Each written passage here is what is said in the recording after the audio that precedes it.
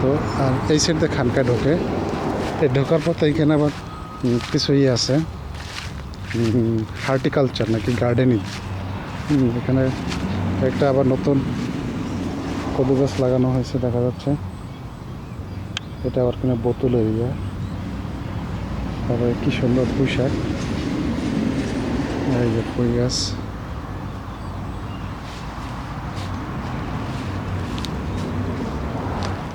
পুঁই শাক খাই না তাও তো প্রায় 10 বছর হবে না। এগুলো সব পুঁই গাছ। ওই যে উপরে আবার এখানে আবার ছোটো ছোটো যে গরু দেখতে পাচ্ছেন, দেখাচ্ছে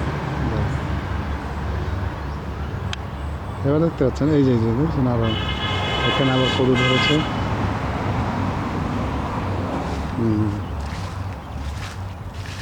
এই যে আরো কদু গাছ, পুঁই শাকের গাছ, ওই যে কলা গাছ আছে, কলা গাছ, ওই যে রেখা, চিচিঙ্গা রেখা। এবার